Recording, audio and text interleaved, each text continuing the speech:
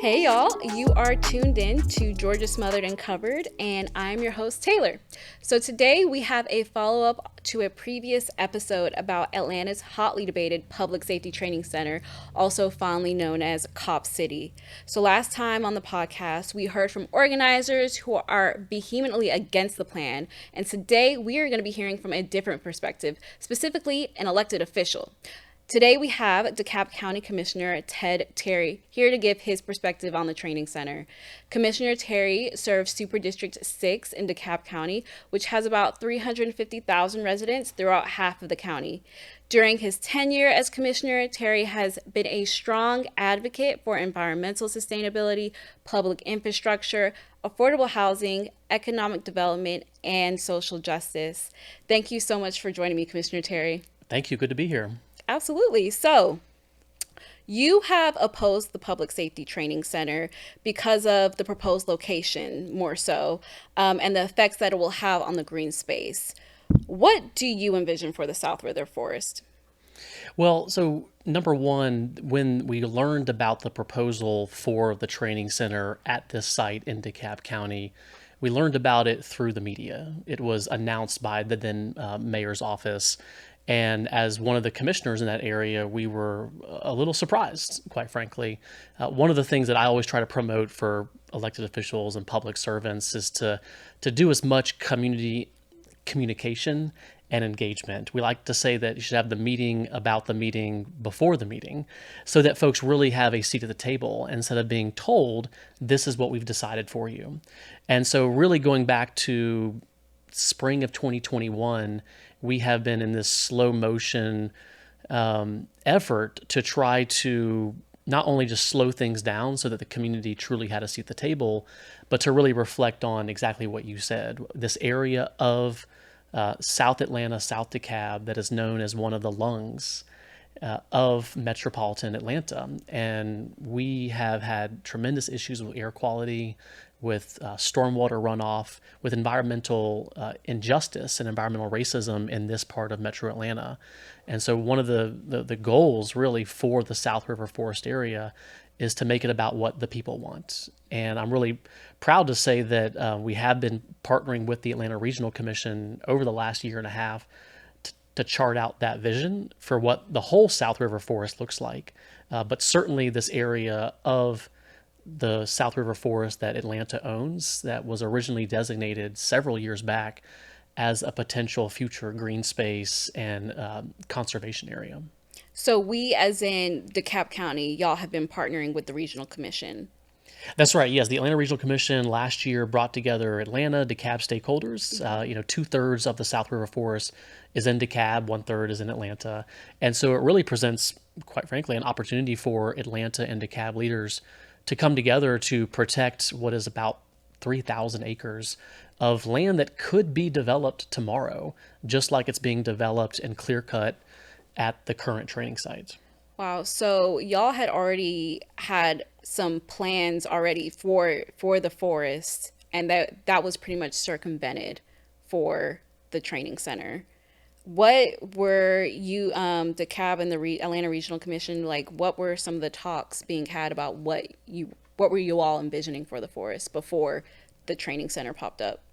So I would say that even before the training center popped up, the city of Atlanta, through their city design process, going back several years, said that this area of Atlanta and DeKalb could be this interconnected network of green space, park, recreation areas, providing not only a way to address urban heat island effect, but certainly to protect and preserve, again, the lungs of South Atlanta.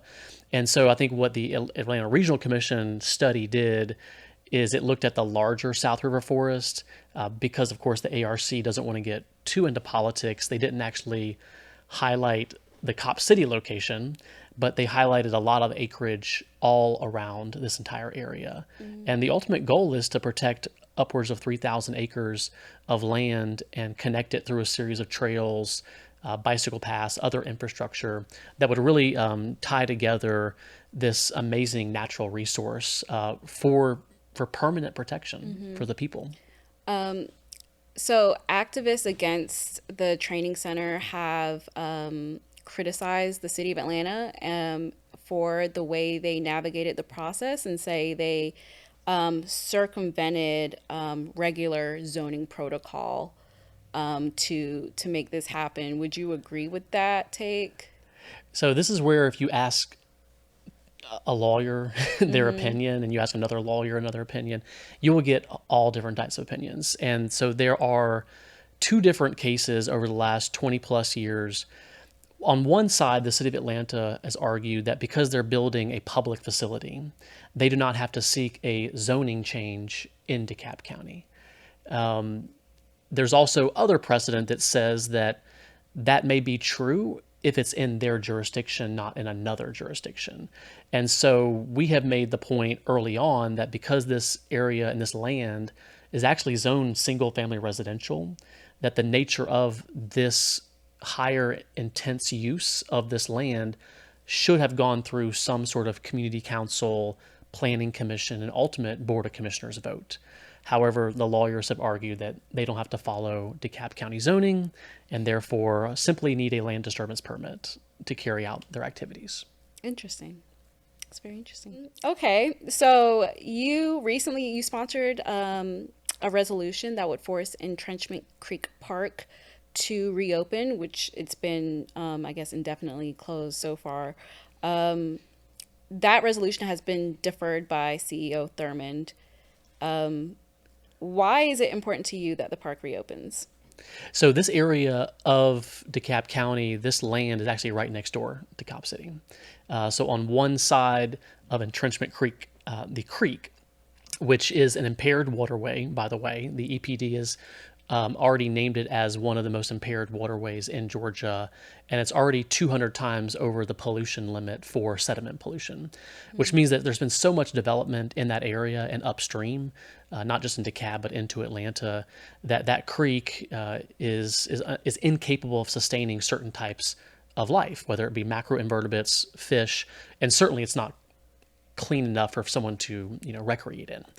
And so the Entrenchment Creek area was actually a piece of land that was deeded to the county by the Arthur Blank Foundation decades ago, that with the stipulation that it remain in the public's trusts for forever. And so the issue of late is because of the police sweeps in the forest and the encampments that were taking place there, there were concerns raised by the GBI that there were booby traps and other implements of destruction that were in the forest, and therefore the forest had to be shut down, had to be closed to the public. Well, we actually went out into the forest a few weeks ago and investigated for ourselves. We took the media with us, and we found that there's no booby traps, there's no implements of destruction. And actually what we found was a beautiful forest with the leftovers of a police raid in 4 or 5 different locations where they didn't actually even clean anything up. They just slashed tents, they destroyed campsites, and they just left it where it lay. And so it was really disturbing to see a forest that, on one hand, folks were participating in civil disobedience and they were protesting what was happening in Cop City. But of course, what happened in that police raid back in February is that they came in with SWAT teams, with guns drawn, and it resulted in the death of a young activist. And that death actually took place in Entrenchment Creek Park, in a public park. Now, we actually do have an issue sometimes in our public parks where those who are suffering from homelessness or the unsheltered will stay overnight in our parks. We don't go in with guns blazing. We go in with support services, with a means to have dialogue, not to arrest or potentially harm. And so I think what happened in the run-up to this raid is there was a lot of rhetoric basically saying that folks who were peacefully demonstrating in the forest were somehow domestic terrorists. And what you saw was a Georgia Bureau of Investigation. You saw the state troopers. You saw Atlanta police. We had folks from the Roswell and Sandy Springs SWAT team come down to this area of DeKalb County with guns drawn, with the desire to meet head-on so-called domestic terrorists. And because they took that approach, a young activist's life was ended, and it could have gone a different way. Yeah, definitely. I mean, just the response from, yeah, treating protesters as terrorists, the bail fund to bail out these protesters, deeming them as terrorists, and just like the very militarized response to this whole thing. I mean, you serve on the public safety committee. So, what's your vision for how these things should be treated?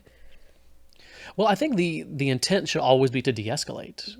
And nowhere along the way was there ever a call. Well, let me take that back. There have been calls for dialogue all along, and those were ignored. And when we look at the history of protest movements and civil disobedience, when things go wrong is usually when law enforcement comes in with a heavy hand. And there should have been an opportunity for whether it was local elected leaders like myself who were trying to find some way to seek a peaceful resolution to engage us and others, whether it's members of the clergy. We had folks from the Carter Center and the King Center saying that they wanted to help de-escalate the tensions. But instead, what ended up happening last year is law enforcement, multi-jurisdictional, came in with a SWAT team like mindset and caused a lot of destruction, and then of course ended up killing someone. So, the police had multiple community leaders, elected officials, all of that reaching out to them and saying they wanted to help, and they just they ignored it, or they said we don't need your help. Well, it's hard to say because, quite frankly, I've not been in those rooms. Yeah. And I think it's very important for a lot of folks to understand that a lot of decisions that are made in our government are made behind closed doors with people that we elect to represent us, but they end up cloistering themselves with advisors, a lot of political advisors, to make the decision that ultimately will be the best political decision for that moment, as opposed to the public servant decision, which would say that transparency, accountability, and openness is a way to bring people together and to seek that dialogue and that nonviolent resolution of our disagreements. And that just didn't happen. And so they're not even including like DeKalb County commissioners in the decision making process when it includes DeKalb County. No, absolutely. And in fact, actually, a year and a half ago, before even this got to the point of violence, I had one appointment on the Community Service Advisory Committee, the CSAC as they called it. And because my appointee, who was an environmental engineer and environmental expert, was asking questions and disputing some of the environmental analysis that was being done by the consultants hired by the city of Atlanta, she was actually removed from the committee. Despite there being no bylaws to do such thing, Wow. they said that she talked to the media and therefore she violated their rules that, quite frankly, hadn't even existed yet. And of course, I protested to the city council, to the mayor. I said, "Well, this is my appointment. You set up this structure so that District 6 had at least one seat at the table.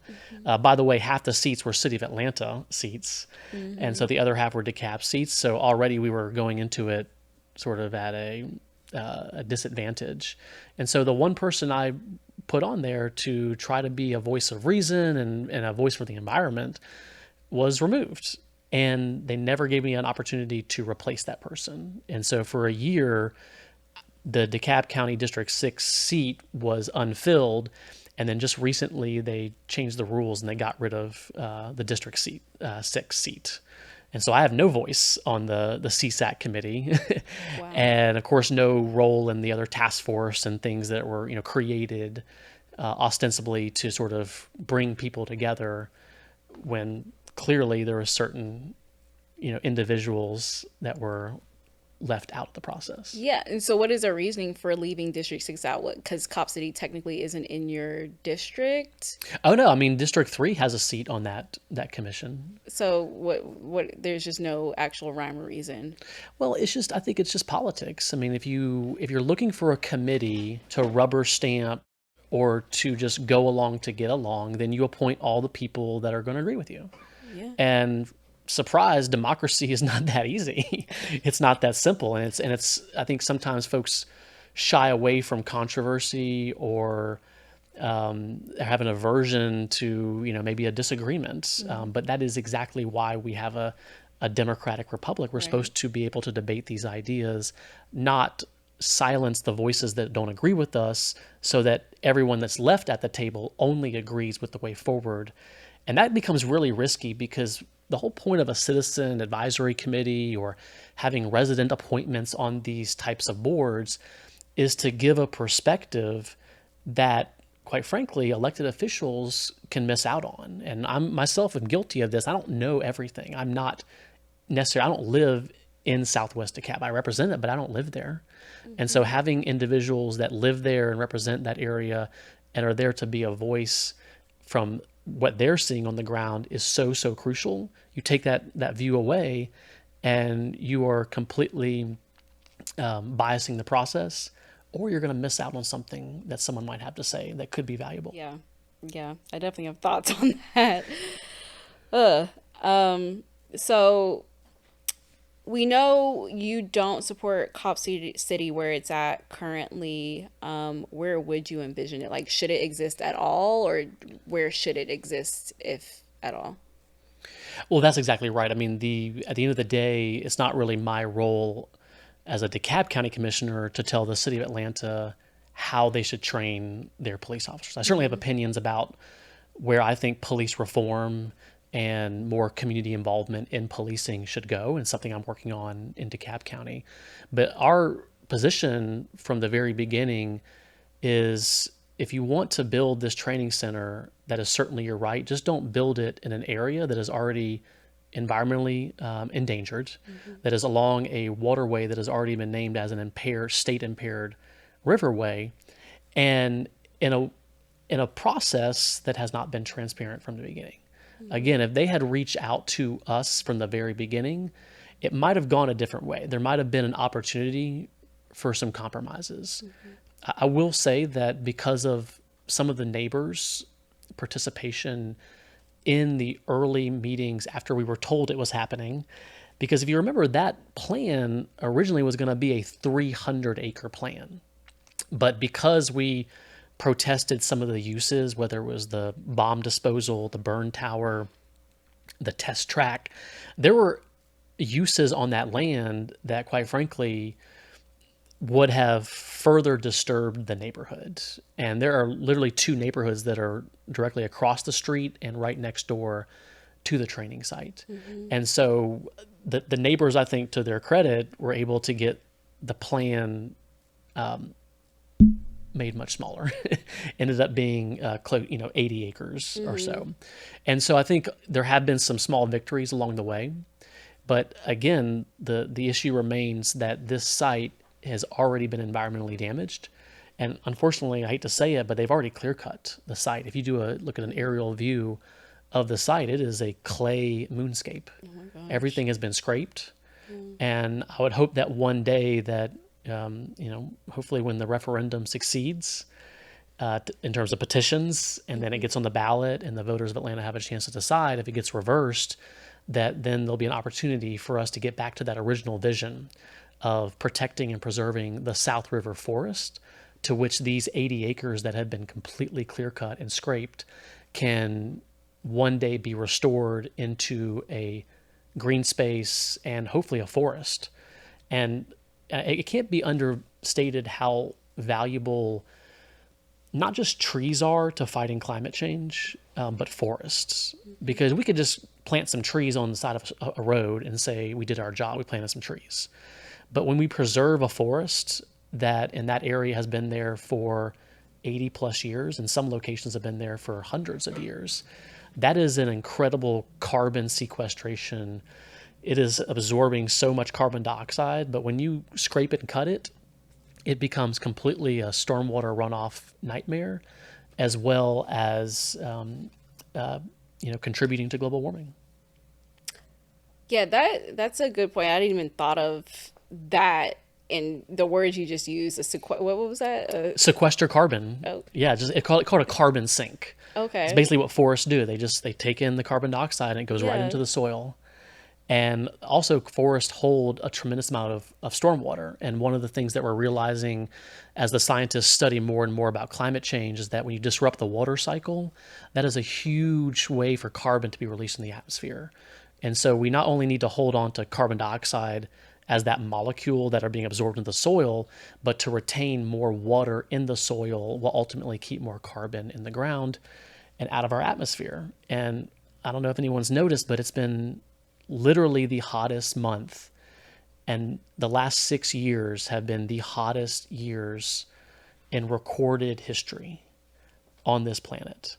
Yeah. And so if that is not an alarm bell to say that we need to stop clear cutting, that we need to actually preserve these last swaths of land. I mean, right now we did a study of this, Taylor, last year, but only about 1.7% of DeKalb County is undeveloped.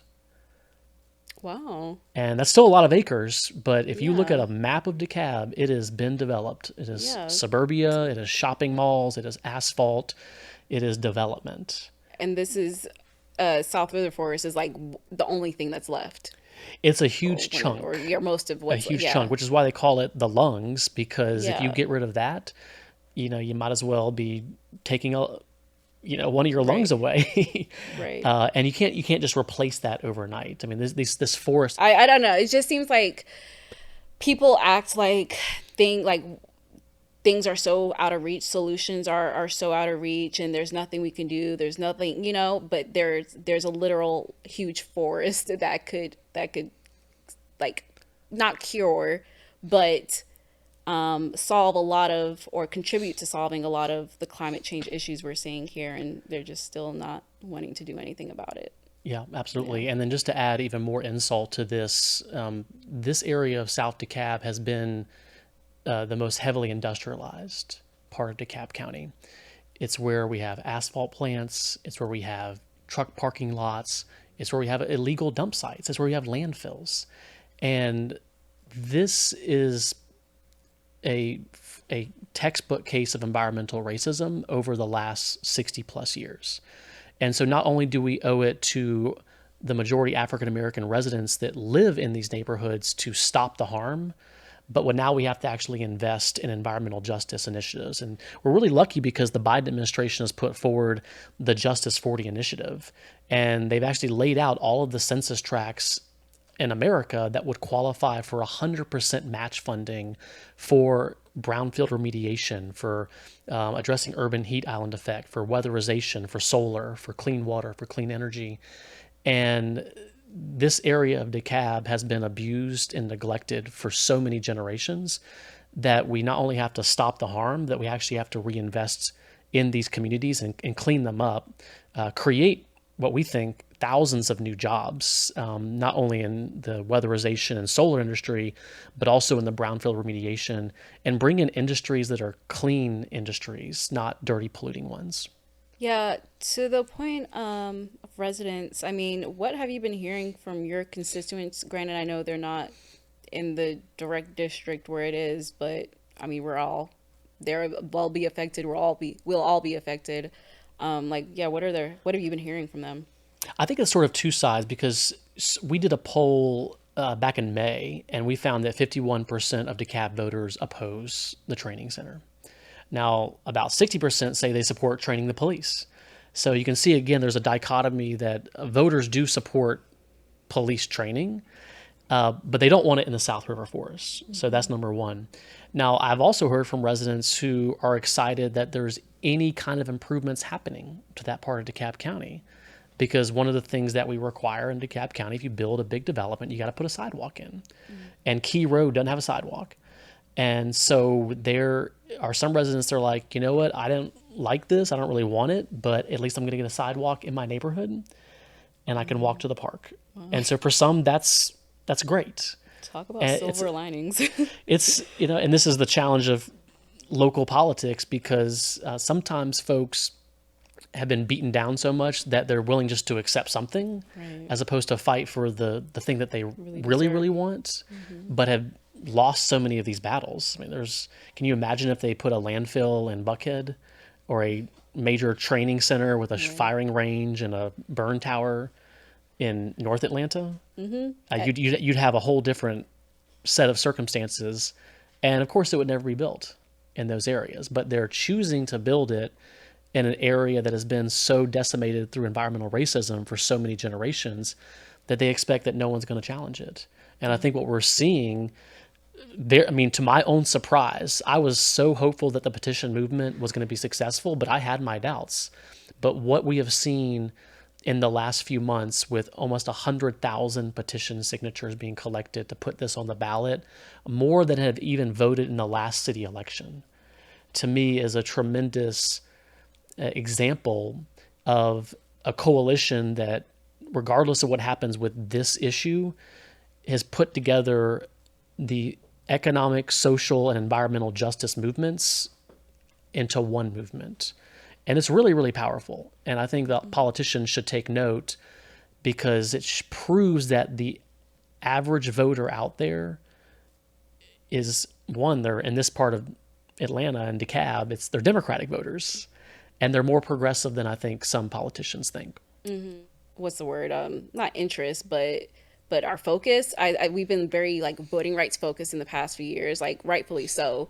But I don't know. It seems to think like sometimes environmental issues kind of get pushed to the wayside because we're always talking about voting. Yeah, that's right. I mean, I'm very hopeful. Earlier this year, we launched our DeKalb Green New Deal. And that is exactly what the Green New Deal framework is all about. It's recognizing you can't invest and protect the environment while people can't afford to pay their light bill, or can't afford to live in their own neighborhood, or are in an area that's so polluted with noxious fumes from landfills or poor water quality. And so the thing that I've been very fortunate to be a part of the last several years is an environmental movement that recognizes if we don't have an intergenerational and multiracial coalition, then none of this matters, because we're not only trying to save the planet, but we're also trying to create a planet where people can actually sustain themselves economically, not just through their paychecks, but also through their human and civil rights. Yeah. With the referendum you mentioned, it sounds like you think it's going to be successful.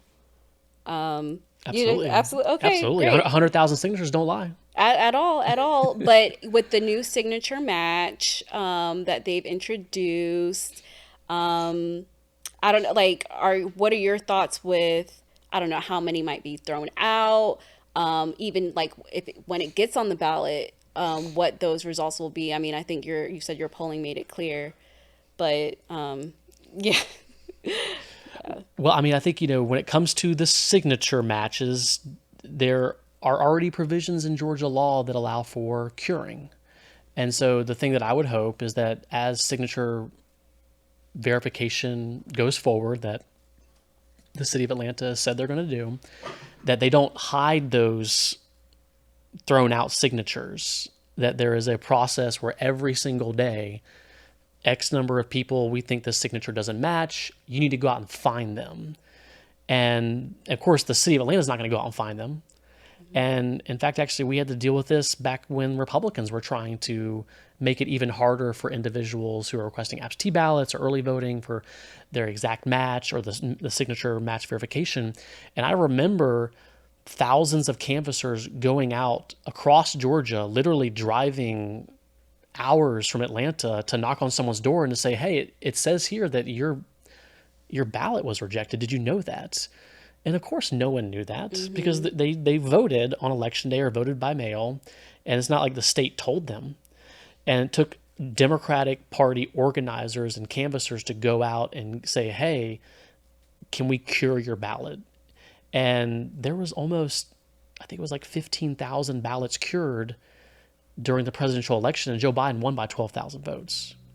So it cannot be understated how important it is that as there is a signature verification process, that as those signatures are challenged, that there is a mechanism and enough time for individuals to say, well, okay, my signature didn't match. Well, of course that's me. Let me go and sign it again if that's what you want. Now, of course, the state will say we each have 3 days. And of course, Democrats said that's not enough time. But of course, we still managed to go out and fan out with 1,000+ canvassers. But this is an opportunity for what I believe are mostly Democratic politicians in Atlanta to put their values on display. They can provide a greater time period for those signatures to be verified. And then if they are cured or if they end up reaching that threshold, allow the vote to take place. Yeah. What do you think it would say if Democratic leaders did did not allow for enough time for vote curing and continue to enforce like strict direct match? It's a real problem because this is a core part of what the Democratic Party is about. It's Mm-hmm. about fair voting access, it's about fair voting laws. And when you have the chairman of the Republican Party in Georgia applauding Atlanta for having a stricter system, that should send red flags to everyone because we have seen over the last 2 decades Republican lawmakers, not just here in Georgia, but across the country, systematically introduce laws and road and hurdles and roadblocks for a fair vote to take place. Mm-hmm. And so this is the exact opposite of what it means to be a Democrat that believes in voting rights. So you kind of briefly touched on your vision for what good public safety looks like. And DeKalb District Attorney Sherry Boston recently announced that she would not be prosecuting any of the cases related to Cop City activists. How do you, if any, or if at all, how do you think that will affect DeKalb County's public safety? I think that's great. I mean, DA Boston, I think, has been a progressive district attorney. Of course, she and Fani Willis and other Democratic DAs have been targeted in that state law they passed last year that Mm-hmm. would allow them to remove district attorneys Yeah. because they didn't like how they were prosecuting things or not prosecuting things. I mean, that is the whole purpose of being an elected DA is you have to have some prosecutorial discretion. And so I think what you saw with her breaking away from the attorney general's prosecution of the quote unquote domestic terrorist really just highlights her leadership. And quite frankly, I mean, we got bigger fish to fry. I mean, we do have violent crime in DeKalb, in Atlanta, and Metro Atlanta. And if we're focusing on things that, quite frankly, aren't a top priority, it's taking a lot of resources away. COVID put into view how vulnerable our court system is with even just a 1 or 2 year delay in court proceedings. I mean, we have tens of thousands of cases in backlog that were trying to be cleared. And she's done a marvelous job of trying to adjust to the the realities of having a big jury trial and having multiple defendants and trying to make sure that people aren't, in essence, sitting in prison or jail for years waiting for their trial. Because if folks are just, incarcerated, waiting to get their day in court, that in itself is an injustice. And so so a speedy judicial system is really important. And I think what we're seeing here is her discretion to say, this is not a top priority. We've got other priorities. We have 10,000 cases that are in backlog, and we've got to focus our time and energy on those. Yeah, absolutely. I mean, the way you explain it makes perfect sense to me, so I don't understand why some folks they want to target her for that. So what is your more on the public safety, like what is your envision for a safe, equitable law enforcement and public safety in DeKalb County? Well, I think ultimately what it comes down to is what the code of values of being a police officer really means, and it's you hear protect and serve. That is an ethos I think that a lot of officers that I've interacted with in DeKalb County believe in. The way that our structures of public safety and policing have existed for 100 plus years is it's very top down. The police chief is selected by the mayor or the CEO, and that person serves at the will of that one person. Now, imagine a policing system where the average civilian had a seat at the table when it came to, you know, evaluating the job performance of the precinct major or even the police chiefs themselves. There's a concept that was introduced several years ago called civilian-led policing, where you actually try to create a true advisory board of civilians and stakeholders in your community, And the goal is to create police policy, police training, police procedures, and police investment, which is the most important aspect of what we're talking about, not just through a politician lens, but through the civilian lens. And to think of policing not as a way to win a political argument. It's very easy to say, well, crime is up, so we have to hire more police officers. And it's interesting because the whole time that we've heard this notion that Cop City has to be built, because if we don't do this, our police won't be trained and therefore crime will go up.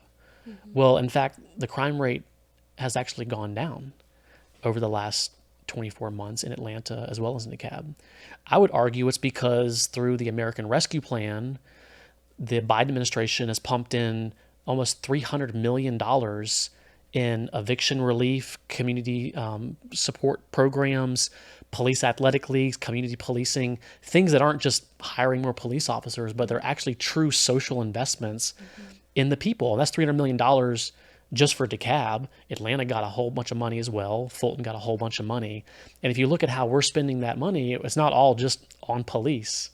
It is on programs that are actually uplifting the population. And so to me, it's not surprising that when folks say that we should invest in community services and education and after school programs and early learning and mentorship and leadership programs, that we see the crime rate go down. Now, it's not the end all and be all, and of course that money's running out, but imagine a world where our response to public safety and crime isn't we just need more police. Right. Because clearly that is not always the answer. It can be part of the answer, but if we only focus in that very narrow political view of it's just the police that will solve our problems. And I have heard, Taylor, so many times that police say that we ask them to do so much. We ask them to do and to solve problems that they're quite frankly not in the business to do. And so when you talk about a police force that has as many social workers and psychologists and clinicians and crisis response units and mentors and police athletic league coaches and mentors as rank and file patrol officers, that to me is a public safety system that is truly well-rounded and isn't just about arresting and incarcerating, but actually creating a community and a society that uplifts everyone and leaves no one behind. Yeah, I love what you just said and what that looks like the social services support. How far or close is DeKalb County to working towards that? So the biggest thing that we've done in DeKalb County is we are the first county in Georgia to have a dedicated crisis response unit. And in the past, we had one clinician and whatever patrol officer was available that would respond to mental health crisis calls. Now we have a dedicated team of 4 officers who all they do is respond to mental health crisis calls. Each one is equipped with a full-time clinician from the DeKalb County Community Service Board in cooperation with their crisis center. And since that crisis unit has been formed earlier this year, they have taken 0 individuals to jail. They have instead taken them to the mental health and healthcare facilities that will treat them. Mm-hmm. And to me, that is a tremendous success because despite all of that, DeKalb County Jail, as well as Fulton County Jail and the Atlanta Jail and all jails in our society are the largest mental health care facilities in those communities. And it's incredibly expensive. I can't tell you how expensive it is to incarcerate someone and just medicate them. Right. We have to provide not only crisis intervention, but also short and long-term supportive housing and supportive services so that they don't get into this revolving door. And unfortunately, we did have an incident from a gentleman in Chamblee who he was unsheltered. He was living at a shopping center in Chamblee. The Chamblee police picked him up. They took him to DeKalb County Jail. They were going to release him, but they said, we'll release you, but you can't go back to that shopping center. And he refused because he was having a mental health issue in crisis, and he died in the jail just 2 days later. Oh my gosh. And so this is real world impacts. And I'm actually very proud because last Thursday we voted to approve our ballot language for our sales tax referendum this year. And we did include $15 million for an expanded mental health crisis and recovery center. Oh, that's fantastic. So hopefully over the next few years, we'll fully fund it, we'll build it, and we'll have the actual facilities to address what really right now is a revolving door. They call it familiar faces. It's the same people we see over and over again who haven't gotten the treatment that they need. And we're really just triaging them on the street in the midst of a crisis.